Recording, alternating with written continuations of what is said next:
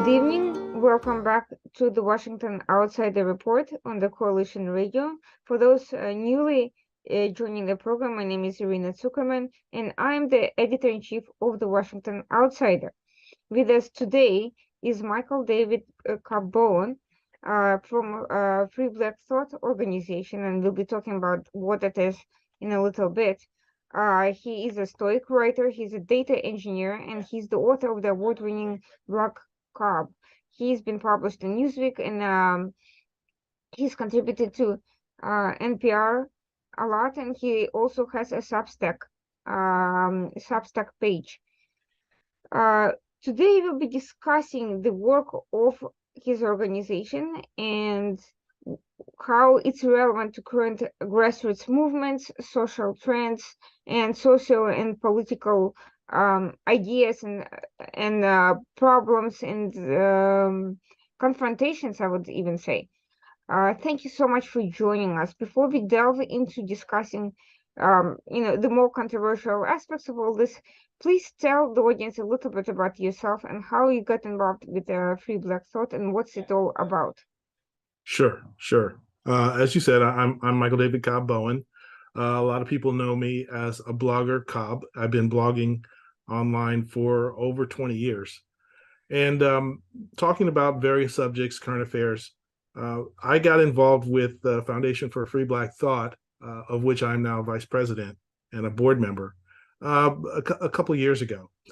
And the folks who were there engaged me. I didn't seek them out, but they saw a Confederate in me, since I'm definitely a civil libertarian and interested in the quality of dialogue in general. I think, like a lot of the people who are in Free Black Thought, officers and board members who are in academia, recognize that free speech was under attack in their academic institutions. And they were facing opposition from woke, from CRT enthusiasts, and it was jeopardizing their very careers. And I remember one of the members said, my children are Black, and if things that are taught in university, it trickles down to them, I don't want that to be what they have to face, because they'll be told that they're victims and that there's nothing they can do about that. So I immediately hit it off with the folks at Free Black Thought and joined in as a founding member. Over the past couple of years, we've grown a lot. We've got over 50,000 Twitter followers. We have published a journal, and we're primarily about the defense of heterodox Black thought. And some people aren't familiar with something like a term like Black diversity. And we're saying that, about 46 million African Americans here do not all think the same. And we think that if you take a heterodox approach to the ideas that have been proposed over the years by Black artists, writers, politicians, thinkers of all sorts, that you'll get a better picture of America, a better picture of what liberty in America can mean. So it's not a story of victimhood. It's a story of triumph, and we want to keep all of those stories alive.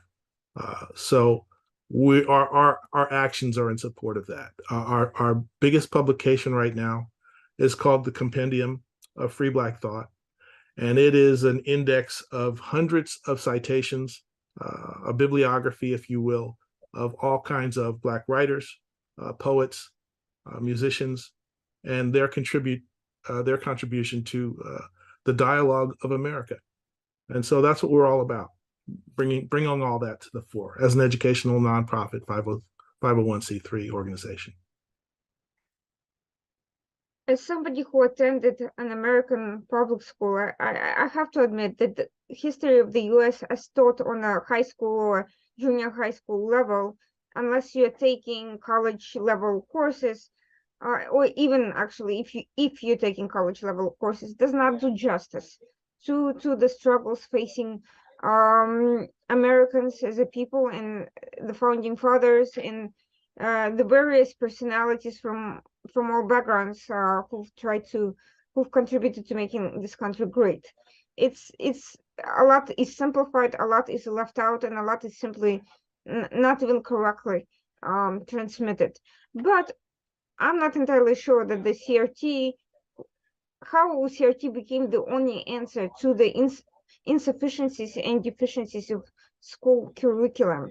So how is it that the current narrative of education in general and of certain education concerning the Black history in the United States has become a struggle between nearly almost denialism and kind of promotion of Confederacy, of Southern Confederacy on the one hand, and CRT on the other? Neither narrative is correct. You're right about that. I think I have a unique perspective in that for two reasons. Number one, since I, studied computer science and have been writing programs for my career, that's my profession. As a data engineer, I have certainly been witness to the change in way people get their information. And so whether those are in corporations or in universities, social media has definitely changed the way we think, and it's definitely changed the amount and content of what we use to educate ourselves, whether we're serious about our education or even just being entertained. So there's a new avenue through which more truth can be found, and so I'm all about that. Secondly, I grew up around Black leaders, and there has been a tremendous increase in Black academia over the past 20, 30 years. And I think among those, there are standout crowds who have kind of taken all the glory. And a lot of those have always been traditionally very left, if not Marxist.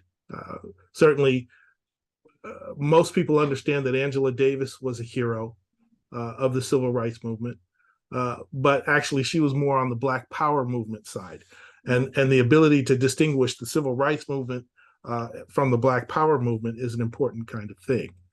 So a lot of these radical teachers, Marxist oriented or left oriented or protest oriented, did well in academia. They started in the 60s by taking over administration buildings and demanding that there be some Black faculty.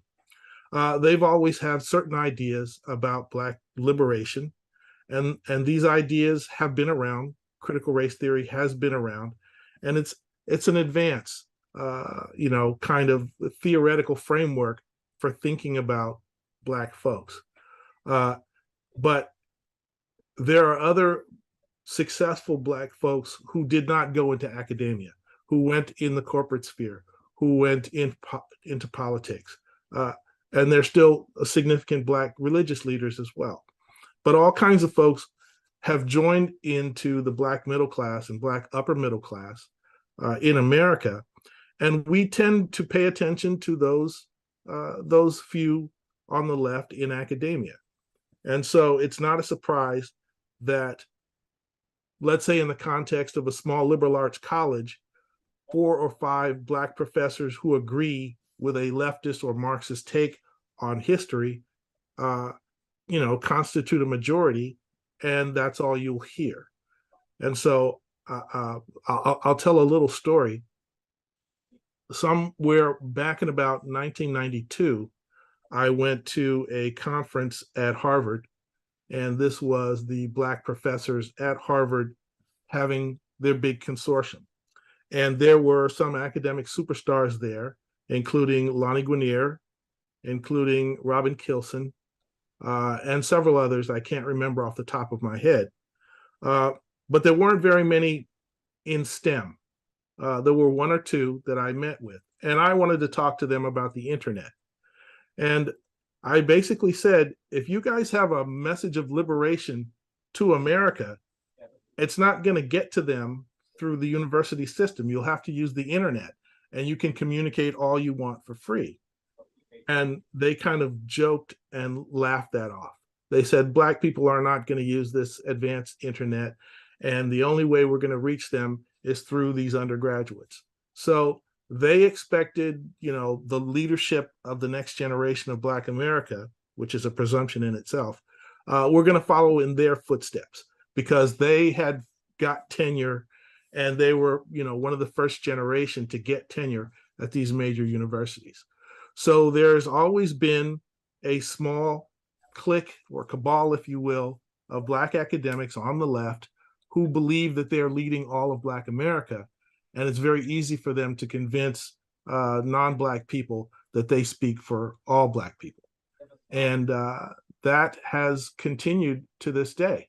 And these are some of the same people who, first got seated in universities in the 80s and 90s, people like Kimberly Crenshaw, and led by intersectional theory like that proposed by Audre Lorde. So I'm lucky to be familiar with that and know that there's another path, and know that there are other voices that just don't dominate the universities. Unfortunately, if you go to a typical convention of social scientists or communicators or other academic institutions, the entire theoretical field has become dominant by victimhood narratives of various sorts, not just CRT, but essentially this sort of thinking in general, and the increasingly subcategories of various groups of people have been sectarianizing, for lack of a better word, that field into increasingly smaller categories of people claiming a hierarchy of victimhood over each other. Yes.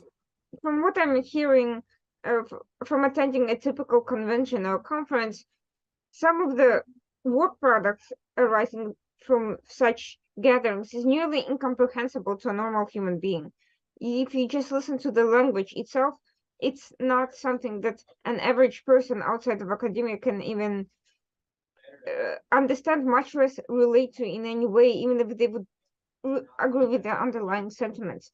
So how do we break down these barriers in communication and create an atmosphere where people of different backgrounds and perspectives would be welcome to the academic discourse in general, where average people could learn from academia and make it less of an ivory tower that's only accessible to, I wouldn't even call it the elites, but I would say cliques of people who decided to devote their lives to that particular pursuit and make everyone else, they've somehow become admired by everyone else and became an exclusive authority on everything, but at the same time, they've distanced themselves from regular people, regular consumers of information.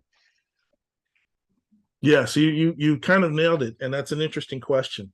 One thing that they have done that's strategically smart is they've tied everything to narrative. So as a computer scientist, I also loved writing for people, and I've always thought that I write for people through computers. And that makes me a gamer as well as someone in business intelligence as well.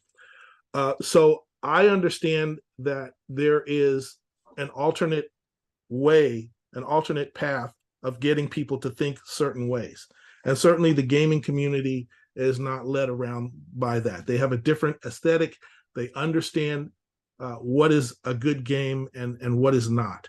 And I think all of us, even in the United States, as compared to more closed societies, are accustomed to watching TV and seeing things that may be controversial in other places. So the good news is we have many avenues that we can use to combat, the ivory tower, the academic cliques. But also, we see that this is ideologically driven. So they're not going to be satisfied until they get power. And I think we have to think of the culture wars in two ways. Number one, you have to understand that there are always people who want money, power, and votes. All right. And so when that's their bottom line, then you have to understand that they're not about education. They're not about edification. They're not about using culture to help people improve their lives. They're about using education to get their ideological points across so that gains them power and votes. So when you hear something like you're voting against your own interests, that's a key to listen to them.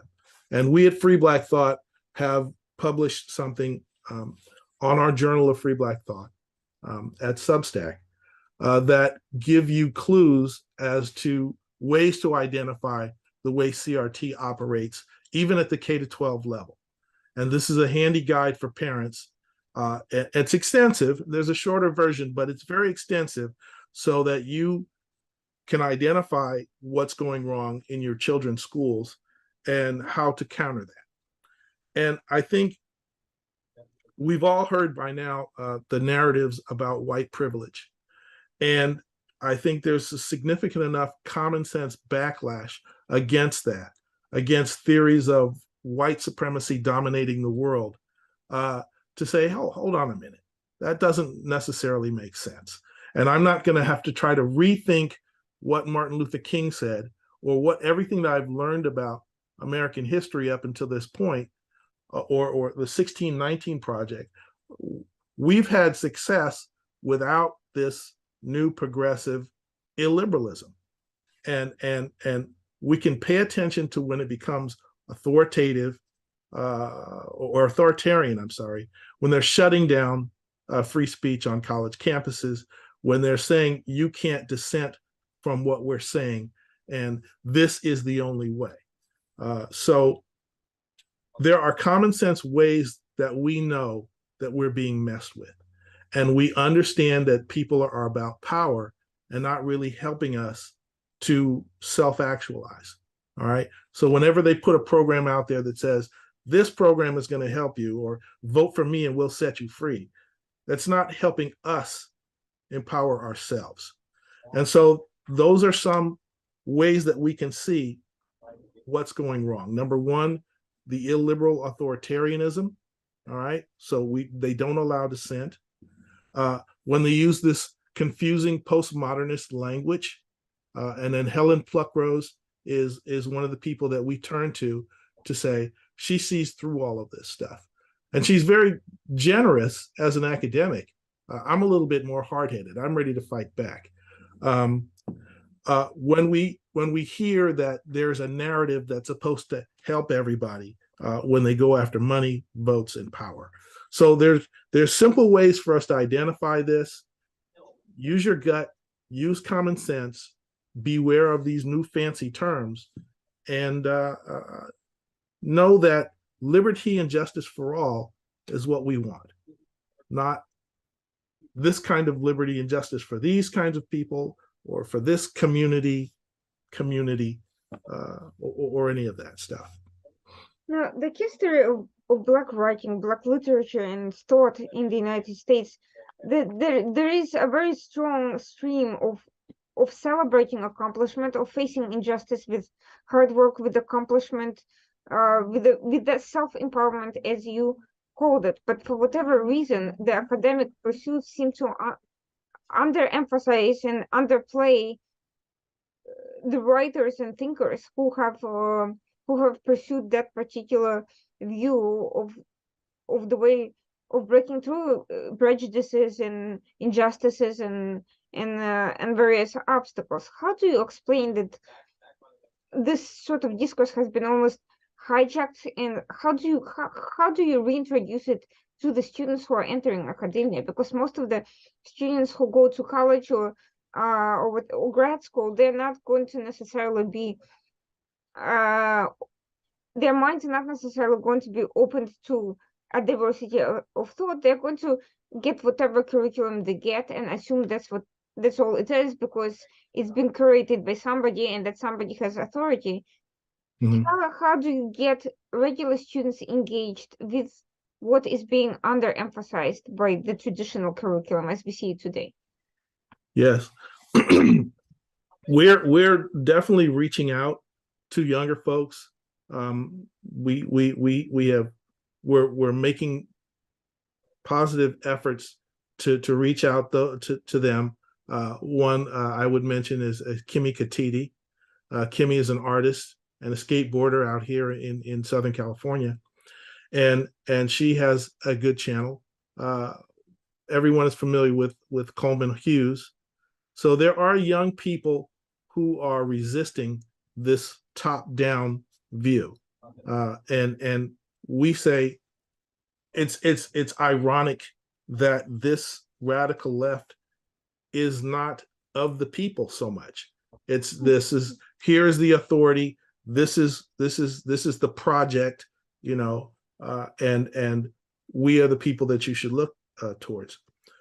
But also, there are parents who understand and who are not going to be overridden by their school boards. They're going to take control. They're becoming more activist. California is for equal rights. Here in California is making progress. We're a partner with them, and we attended their seminar in San Diego over the summer, and that's going to be an annual thing. And they pay very close attention, especially to how Asian students are marginalized with the current regimes of affirmative action and race-based admission standards. And it's complex. It's not simple. We're trying to be fair as possible to everyone, but you kind of know when a powerful group is trying to take over and stuff standards down your throat. The weakness is that a lot of these academics in their departments only kind of respond to their small management staff. It could be less than a dozen people in a department, and you can get away with all kinds of crazy stuff in an organization that small. If you work in a larger company or business, you know that you can't get away with that. I'm saying basically there is a short hurdle to overcome if you are in your mid 40s or 50s talking down to people who are just 19, 20, 21, and saying, you have to get through me to get to a productive career. And that's the kind of threat that they hold over them. But they don't hold that threat over other academics, and they don't hold it over other professionals outside of this. So that's why I think it's important for people who dissent from this indoctrination get involved, because this is a question of democracy. It's a question of how are we prepared to deal with our democracy, and what happens if we are miseducated.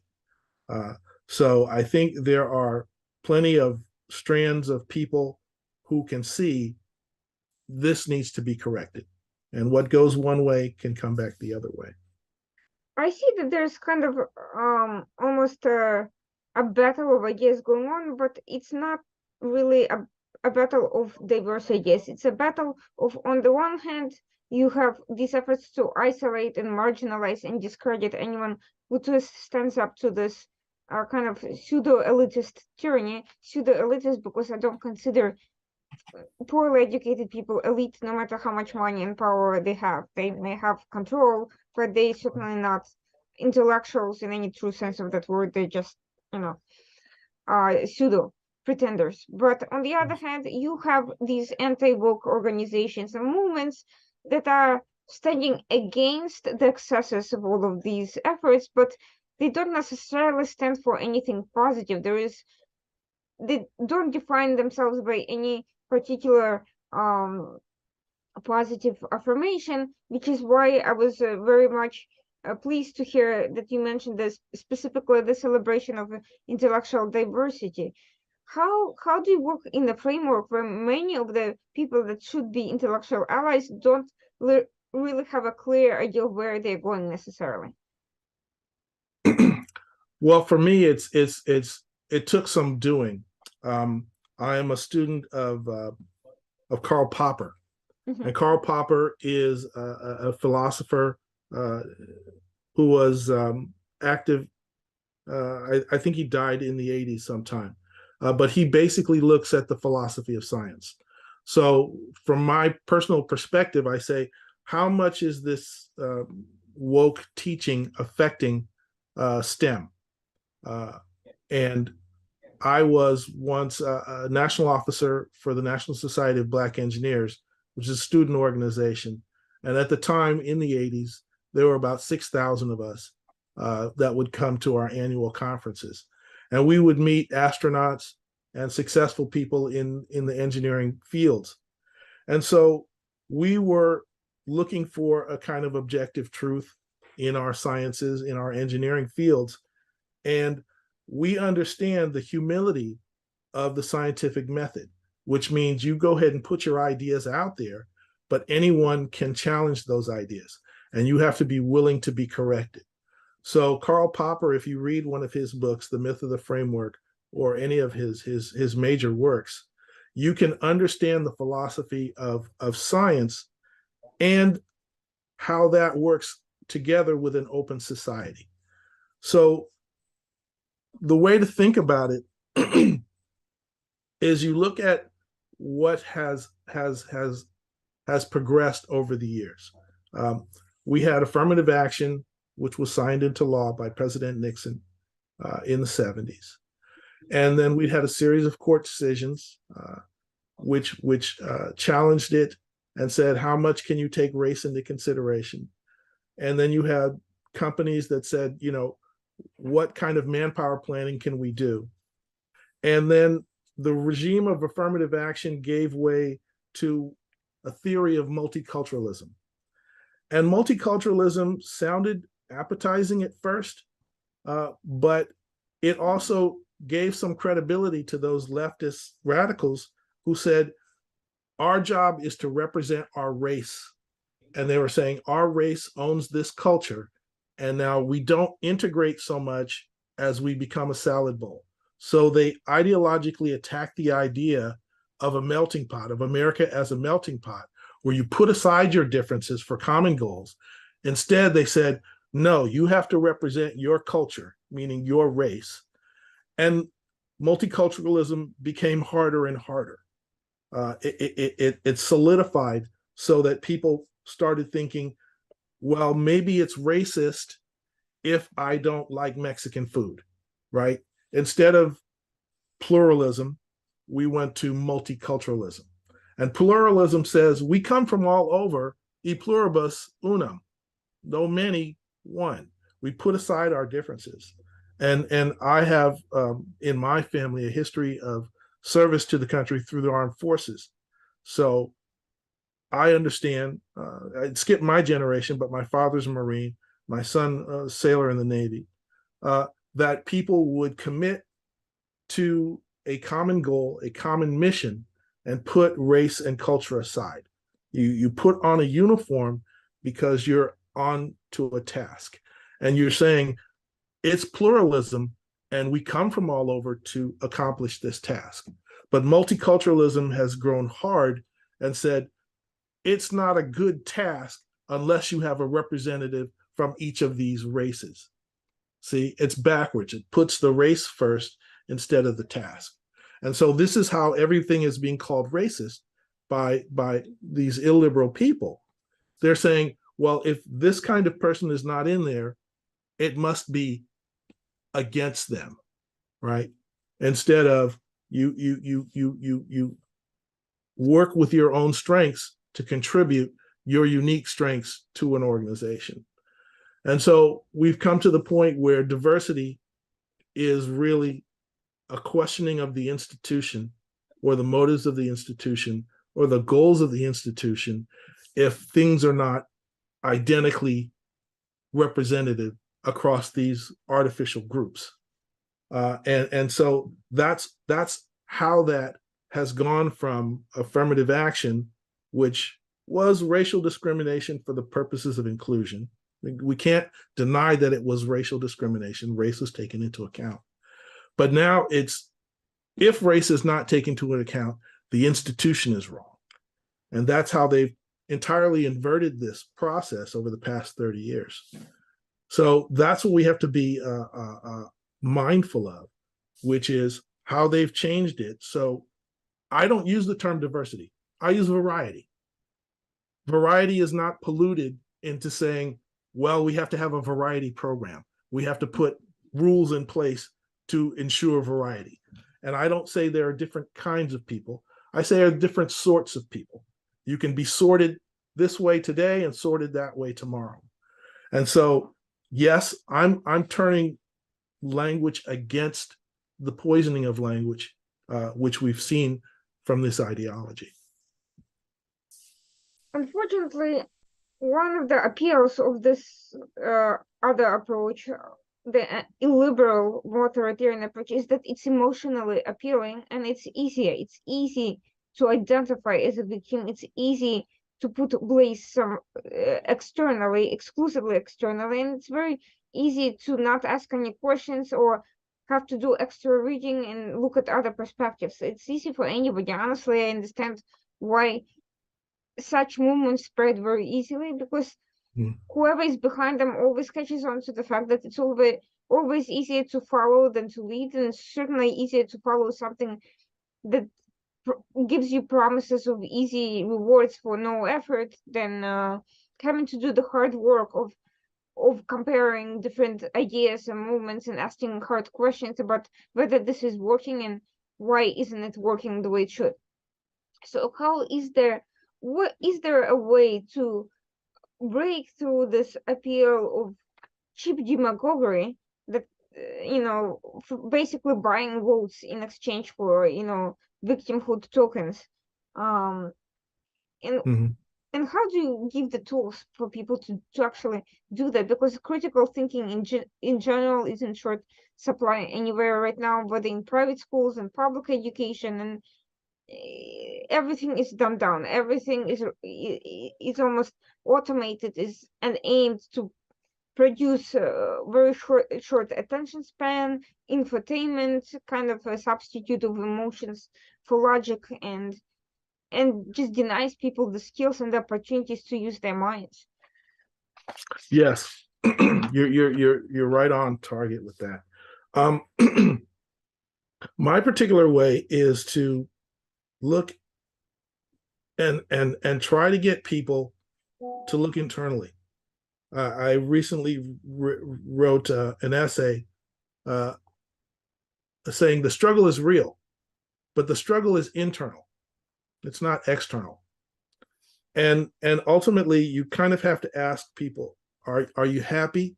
Are you satisfied with your life? Do you feel that you are complete? And if you feel like that race over there has to do something for your life to be complete, then you are always going to fall for the politics that promise that.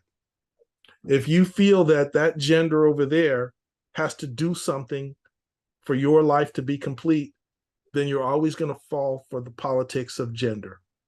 Okay. So my approach is to say, what do you need to be complete? And how can you do that on your own? And if you're always reaching out and you're always hungry for these little Scooby snacks that they hang above your head, you're jumping like a little dog and you're not going to be satisfied. You have to be able to hunt for your own food. You have to be self-sufficient. And you have to pay attention to your mental health to say, am I blotting out reality? Am I taking drugs because I don't believe the world is a safe place for me? And so you have to look and really look at some of the leaders of these movements and say, do they appear to be a self-satisfied, a calm person? Or are they always shouting for me to do something? All right. Do they seem to be the kind of person that I would let around my children? Does that seem like someone I should trust? And so I think we get back to the questions of self-sufficiency, first of all. And I call this first-person epistemics. All right. Do you know yourself well enough, what your strengths or weaknesses are, so that you don't lie to yourself? Okay. If you're lying to yourself, if you're trying to be something that you're not, if you're not comfortable in your own skin, or if somebody has convinced you that you shouldn't be comfortable in your own skin, then you have a problem. So I look at it three ways, and this is fairly consistent, and I think it works because these are things that you can do on your own. So you look at third person epistemics. So third person is, how do I understand the world? And I say reality is that thing that remains even when you turn your back. When you turn your back, reality is going on whether you're participating or not. All right. Now, think about it. People have said in front of us that the whole world is dying, and that is the reality of the planet. And we need your action. We need your dollars. We need your vote. We need you to concede us power, or the planet's going to come apart. And I find it amazing that people will believe that politicians can change the weather. Politicians can change the climate. Are you serious? Don't be so gullible. All right. So reality is that, you taking a shorter shower is not going to save the planet. All right. If you could do the math and understand how much water you use, that's not going to be earth shaking. All right. But you can get, a cute little Scandinavian chick to say, this is horrible, you're killing the planet. And that's an emotional appeal. And we'll always be subjective to those things. There's always stories that are going to make us cry, bring tears to our eyes. But what is the reality out there? All right. So you have to improve your third person, your third level epistemic skills so that you understand reality when you see it. The second level of epistemic is the second order epistemics are interpersonal. All right. That means when I'm talking to you, do you understand what I'm saying? When I'm listening to you, do I understand what you're saying? Can we interact with each other so that we can leave any discussion we have? I understand what she's saying. I understand her questions to me. I think she understands where I agree or disagree. And we don't do that by creating friction. We're not trying to win. All right. There are people, my friend tells me that he was in this high class neighborhood around Los Angeles, and he was riding his bicycle. And this woman steps out of her Mercedes Benz and says, "Oh, you're one of those people that drives a $6,000 bicycle. How can you live with yourself when there are poor homeless people in the streets?" And she was driving a Mercedes, right? And so we are noticing where people are coming out of these weird places because of their ideology, because of their political beliefs, and they feel like they have to confront other people on the street. And that's crazy. That's crazy. Even Rodney King, who got beat up by police, says, can't we all just get along? It starts with, what is it about my personality that makes people distrust me? All right. And then we have to get into matters of virtues, which I'll come back to. So the second order epistemics is, can you understand me? Can I understand you? Do I make an effort so that I can be understood? Because a lot of people say, oh, well, you're white. You could never understand the Black experience. And so anytime we disagree, it's like, all right, dismissal. And you dismiss another human being, and you don't even know their story. So you have to be able to exchange truth among people that you meet face to face. And that counts for online as well. And then, as I said, the first order is, don't lie to yourself. Don't deceive yourself. All right. If you're overweight, say, I'm overweight. I could use to lose some weight. I'm not as healthy as I should be. Okay. But I'm working on it. And that's honest. And if you think you're weird, yes, I'm a little bit weird. These are my weird things that I do. And I know that might not be, acceptable to some people, but it is what I am. And I don't mind it. And I think I can find friends. All right. But you have to be honest with yourself and say, I'm worth respecting. All right. Because if you can be convinced that wherever you go, you're going to be a loser, then you'll start behaving that way. And you become paranoid. So ultimately, it's about how you communicate with people, how you communicate with yourself, how you treat yourself, and how you look at the world. And those are all things that you can do on your own, and it will make you a better person. And you can live in truth. And that's the place to be. And so everything else that you engage with on the world, you say, okay, I'm doing good on my job or I'm doing poorly on my job, but that's not everything I am. I know that I'm doing well in this other stuff.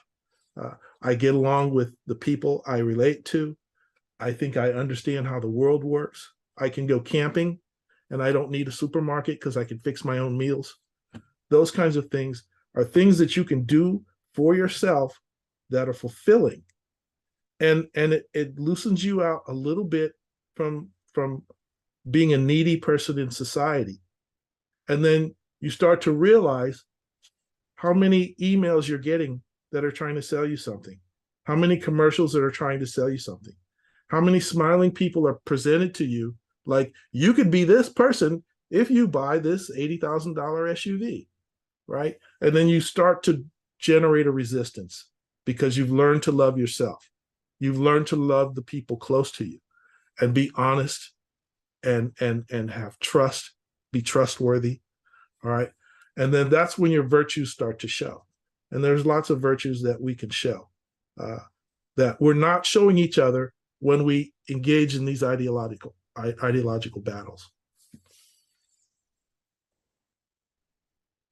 So how do we shift from ideological battles to cooperation and building alliances that are based on character, on principles, on values, on common goals? One issue, for instance, that sparked a lot of controversy was the BLM movement versus the BLM organization, the Marxist group, which has tried to conflate supporting the movement versus supporting its organization, and at the end came out with a lot of people virtue signaling, putting up stickers and signs and saying, but if you ask them what are they actually doing to help somebody in need, probably most of them are not doing anything except shouting down or canceling whoever doesn't agree with them. So how do you get past that and into real cooperation, building something together, building society together, building educational opportunities for people in need together, for instance? Yeah, it's actually easier than you think, or at least the start of it is, because we just got through a pandemic. So we had to say, oh, okay, third order, there's germs out there. They're in China, they're in Italy, they're all over the world, and they're going to be here. All right. And if you couldn't see that reality, then you'd be at a disadvantage. And so we had to stay at home. And then suddenly things started opening up and everybody wanted to go out. It was like the restaurants that survived, I really want to go out to dinner. I really want to get out to a concert or something where people are doing something together. So that's your natural human tendency to want to be around other people. You're just like, now, I don't have to wear the mask anymore. We here in Los Angeles had something called Cyclovia, where they shut down some streets and everybody can get on their bicycles and ride, kids to old people, skateboards, scooters, bicycles. And it's just, it was huge. They had the biggest one in years when people could get out there and do that. So it's really when the prize is you, when the prize is a better you really want to share yourself with other people, because you become more capable of dealing with stuff, because all of it's not going to affect you as emotionally. And so for BLM, there's a lot to say. So first of all, I'll try to keep it at a minimum. When it comes to race in America, everybody's attitude is kind of, don't just sit there, do something. And they don't know what the thing is to do. All right. And you have old ideas like, okay, if there's a race riot, there are political myths, a lot of political myths. And this is something I've learned from some other folks. I'm reading a book called The Machiavellians by James Burnham. And they're talking about some of these people who have looked at democracy from several different angles. And one of the scholars in this, I forget his name off the bat, but he said, behind every political myth, there's a threat of violence. Okay, so if you think about nationalism or patriotism in general, there is something that gets people together, but there is a threat of violence behind that. And certainly among Black Americans, there is a myth about Black violence or Black rage. If you don't satisfy these political demands, some town is going to burn down. Okay, and that happened in Detroit. It happened here in Southern California with the Watts riots. It happened in Baltimore over the death of a guy named Freddie. I forget his last name. I'm sorry. And certainly it happened in Minneapolis.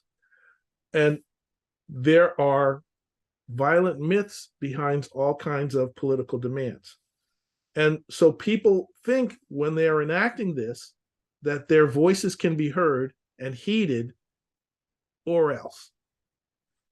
And it's not always the case. It's not always the case.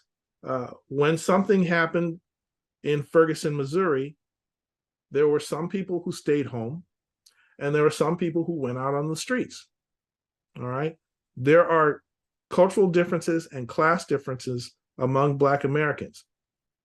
There's a certain kind of person who wants to be in the streets protesting nonviolently, and there are certain people who just say, I'm more influential at work, or I'm more influential in my church, or I'm not going to get involved in this. This is not my business. All right. It's not the whole of African America who wants to be out there protesting violently, looting, or anything like that. All right. A lot of things have gotten done in this country by Black Americans without protest. In 1960, there were 20 million Negroes, and they were mostly poor. So if you said, what is the Negro problem? It was very well studied, very well understood in 1960. And the civil rights movement was the answer to that. But there were also Black nationalism movement, Black arts movement, Black consciousness movement, and a change from Christianity to Islam, and various sects of Islam as well. Everybody didn't go to run up to Farrakhan. And Malcolm X, the most well-known person, left the Nation of Islam and changed his religion. So there's about 46 million African Americans, and the overwhelming majority is middle class. So if you go and you do this throwback where you decide George Floyd is going to represent all Black people, and these crooked cops are going to represent all white cops, then you have a formula where the political myth is Black rage. Go out into the streets, burn, baby, burn, fight the power. All right, no justice, no peace. All right, it's a violent threat behind Black politics. But that's not all of Black politics. That doesn't describe all of Black success. So BLM is kind of a meme. They're kind of a 60s meme, been there, done that. And then ultimately you have to ask, in the long run, where's the progress? Where's the real progress coming from? Okay. Barack Obama When he was president, he appropriated a lot of that. He said, I am Trayvon Martin. Okay. And he got other Democrats to make obeisance to various things. But there wasn't a Trayvon Martin riot. All right. Because another kind of politics was used in that case, so that the death of a black man is not the end of the world. So when you get into these games of manipulating symbols for the sake of political power, then you're playing another game and you're not the boss of that game. All right. You have to be a Republican, or you have to be a Democrat, or you have to be associated with some organization that's going to get power. And then you're just playing that game. And in fact, racial identity itself is that kind of game. So my second point here is that, and I'm aligned with people in Free Black Thought and other organizations that we're affiliated with, where we're saying you are not a race. Somebody has pointed at you and said, you are that race. Okay. And then you look at your culture around you or other people who look like you, and you assume that you know everything about that culture. Okay. But in America, culture changes very quickly. All right. People who are very popular. It's funny. I just think about, just as an example, if you say black culture is hip hop, there was a guy 14 years ago named Nelly, and Nelly was the king of hip hop. And he did that song, It's Getting Hot in Here, so take off all your clothes. And he's not broke, but that was his one hit. And that's not part of black culture today. That's not hip hop today. So you look at your skin, you say, I'm dark. Okay, I'm part of black culture. And what I know about black culture is all that black culture is. All right. So Free Black Thought is kind of your enemy, because we're saying, no. There's black thought all over the place. Black thought on the right, in the center, that's Muslim, that's Christian, that's atheist, all right? That is gay, that is straight, that is from California, that's from Mississippi, that's from New Hampshire, that's from Washington State, all right? All over the place, from the Midwest. And you can't assemble all that and say, okay, this is my race, so it's racial power. It doesn't work like that. It doesn't work like that. Race is just another game of power, and you're not the boss of that. All right. So whatever BLM has done to buy their mansions, to get their people on TV, has it made you a better person? Did you need that organization over there to help you discover yourself? Did that organization help you discover yourself and help you become a better person? Did they empower you? You really do have to ask that. Did they get me a raise at the job? Did they help educate my kids? Did they cure my aunt of COVID? All right. So practically speaking about your real life, what organizations can you trust? What people can you trust? And that's what it gets down to. Who are you giving your trust to, and for what reason? For the color of your skin? That's a pretty flimsy reason. You have to think of other ways to think about yourself. And so we're saying, yes, there is a history of African American people who have said things, and as Americans, they have had influence on the way that people think over time. So let's take a historical view. And let's look at the variety that there is today. And maybe what Michael Bowen is saying right now, maybe it doesn't click with you at all. Maybe if you had Jake here, then we'd have another kind of discussion. But we all have to be responsible for ourselves, for our behavior, and whether we can make this self-sufficiency work, because that's what American democracy is about. It's about the experiment of, can people be self-sufficient? Do we need a king, boss, telling everybody what to do? Because if we do, then no democracy. All right. If you say we're going to elect this president and we expect him to beat up the Supreme Court, and we expect him to beat up Congress, so we get our way, do or die, all right, then it's not democracy anymore. It's not liberal anymore. It's authoritarian, and everybody will have to stand in line, and that's going to be it. There's not going to be any dissent.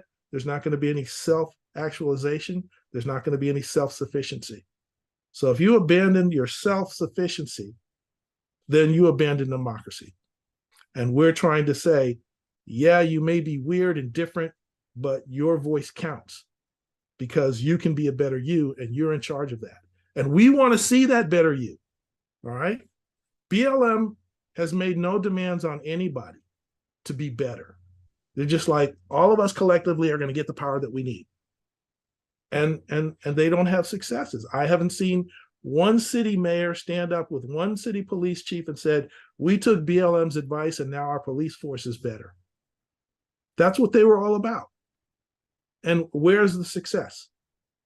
There isn't that success. They just exploited another political myth about Black rage and violence in the streets.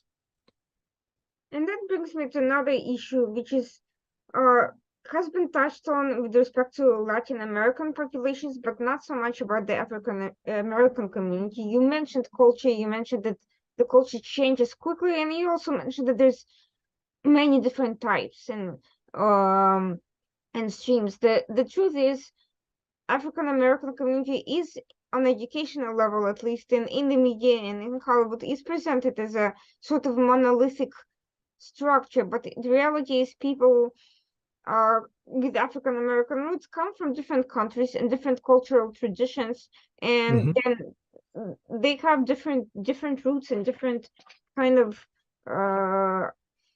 historical experiences and different sorts of traditions. How do we learn about that in the midst of this attempt to create this conformist generic image of, whatever it is that we conditioned to believe about what is actually a very diverse community? Where do we get this deeper start for this tradition on the community level, and also historically understanding the politics, the history, and which have been very, very complicated? I'm no expert, but from what I've learned, it has been tremendously complicated. It is very complicated, and we do need scholars for that. There's no substitute for scholastic discipline and real research, not just checking Wikipedia or Google, and finding out those stories. We can start with the compendium, which is good. It's about 300 printed pages long, and USF, the University of San Francisco, has duplicated our effort and made it into a little bit better source. So you can definitely go to the USF library system. I think it's called the Geller Library. And we tweeted this out last week as we discovered it. We are working to make sure that all these kinds of materials are free and open to the public. We will publish what we hear. There are people kind of that we have in line to tell these stories in the Journal of Free Black Thought. And we're working this year to get more institutional support. And so far, it's almost been universally positive. We're working with organizations like the Manhattan Institute, with the Institute for Liberal Values, the Jewish Institute for Liberal Values, York College in Pennsylvania. We're working with Dr. Sheena Mason, whose theory of racelessness is out there, and just more. I can't, too many to mention, but we are continuing that effort, and we are finding that we are attractive to the kind of academics who have been suppressed, who are trying to get their universities to hew to their goals of serving knowledge and open society and open inquiry and open debate and let the facts lead to where they're supposed to lead, into instead of some foregone conclusions that are ideological. So we are getting more popular with those kinds of folks who are saying, I know there's something wrong with, and I'm afraid to speak until I get tenure. That's what we hear almost all the time. It's like, I'm on a tenure track and I just have to please these 4 people, and the university staff is, you know, grown in a certain way. I mean, we kind of know that about universities have become less focused on the professors and more focused on the staff. And though their salaries have grown, we know football coaches make lots of money. And again, undergraduates are reporting on what they see as racial or sexual offenses, and the university is kind of under threat for a number of reasons. I can't comment on it from my personal experience, but I certainly hear people coming to us with those complaints. But that doesn't change the fact that there are real movements to open up the university, get it back to its original goals. We are associated with Heterodox Academy and with the University of Austin, which is the new one, UTX. And so we absolutely are in favor of open inquiry and intellectual discipline and what's required, the critical thinking that's required, not critical theory, but critical thinking that's required. And that means real judgment. I mean, I don't know how and when that started, where people just says, don't judge, but everybody does judge, and people should judge. We have moral agency, and so we should know the difference between right and wrong, and we should try to make the difference between right and wrong. And let's not be too too prideful to be corrected. So let's engage each other so that we always have something to learn, and it's open-ended. That's what science is, and that's what actually religion is as well. You're seeking the mind of God, which no human being could possibly ever do, but you're leaving yourself the possibility that you'll be improved in your spirit. And science is the same way. So I don't have a conflict between religion and science. The other end of that spectrum is magic and technology. Those are expressions of will. A trick, you already know what the end of the trick is. Something disappears or something appears. The magician knows how to do that. Again, the technologist knows how to do this. It's a trick. So technology is like magic. The end is already known. And so you're just trying to get somebody to say, wow, how'd you do that? And be mystified. Whereas religion forces you to self-discipline yourself. Science forces you to accept criticism. And those are open-ended. You don't know where you're going to end up. You don't know the end. It's always open. So it makes you more humble. And it makes you understand that somebody else could maybe help you learn something. So that's the way I look at it. My biggest concern with all of this is what I have been seeing so far elsewhere, which is one side is willing to talk and looks for engagement, the other side doesn't. And what happens is that one side that looks for engagement ends up starting their own things, starting their own institutions and creating this parallel track that attracts a certain number of people, but then creates its own echo chamber, and the result is deeper polarization, not greater engagement. And what's ended up happening, unfortunately, is what I've seen with the so-called right. I don't think that label really applies to anything anymore, but with certain populist groups that started out claiming independent thinking and saying exactly what you're saying, but then ended up using people as tokens for short-term political agendas and not really following through with anything that was original stated. They always bring up, for instance, Chicago ghettos as an example of how one political party betrayed the African American community. But if you ask them what have they done about it, they have no idea where to start or no real intention. They're also using it as kind of a Mm. a political substitute for real action. And quite frankly, I can understand why, because it's not an easy problem to solve. And there is entrenched mindsets and issues to overcome and lack of credibility, so on and so forth. But the bottom line is we have created a different kind of echo chamber mentality that's self-polarized and created, another form of the same type of hucksterism instead of creating more independent thinking and more kind of more critical thinking. Simply swaying to one political side or the other does not entail critical thinking. It just means choosing a different team. So how do Yes. we avoid that from happening? We how how do you see yourself using your alliances to prevent this sort of one-sided engagement where you end up appealing to the same sorts of people and never engaging with the people who vehemently disagree with you? That's a very tricky one. That's very hard. Um, I find that I don't have a solution for that. Um,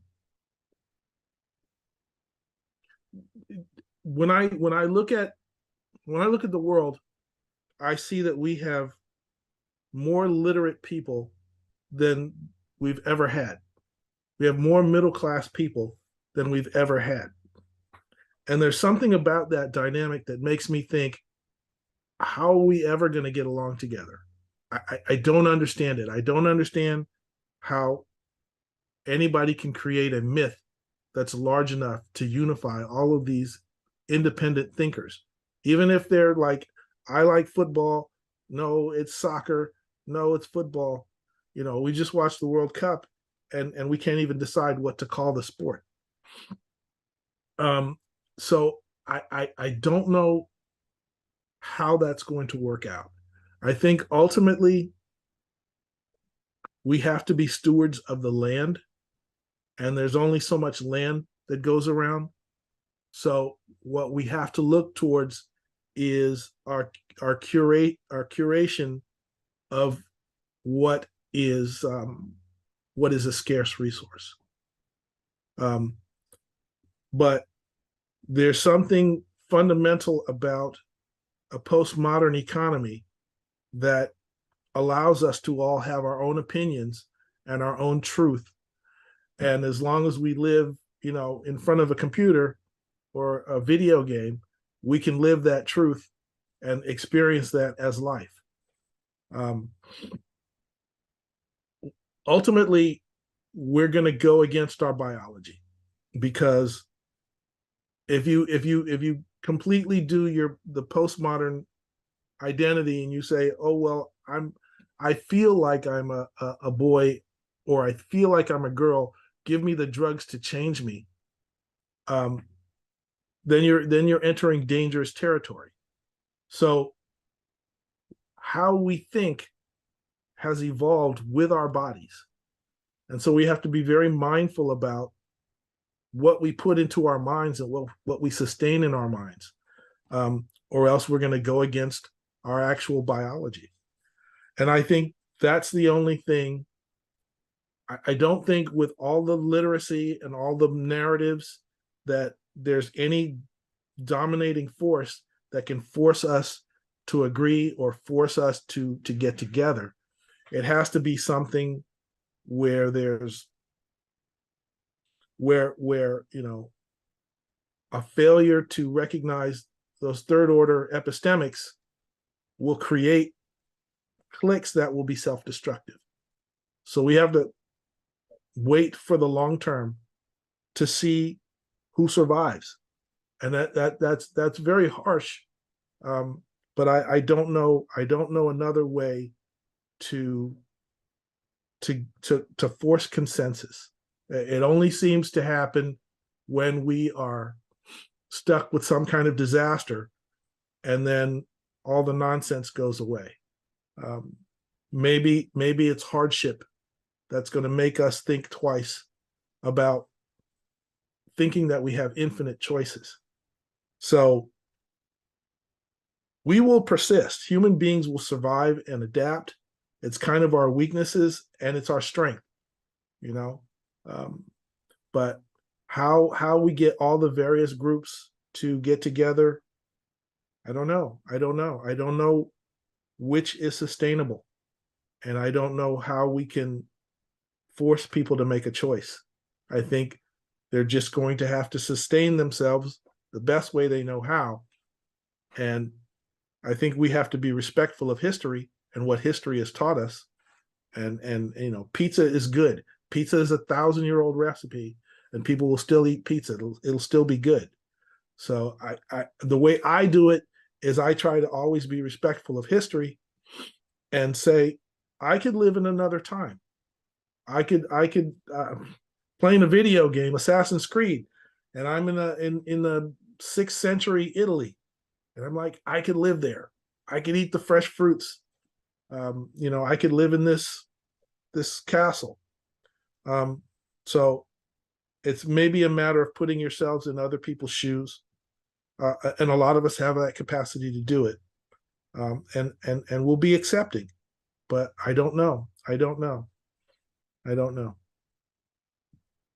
Well, I certainly hope that we'll somewhere get there, or at least halfway, because the current course is very disturbing. But I am so glad that you're doing this work. It's very hopeful. It's really very positive, and I think there'll be inspiration to many different people from different backgrounds, and a great learning resource. And I'm certainly looking forward to following what you do, what you're doing much more closely. And thank you so much for sharing your thoughts here on the Washington Outsider Report.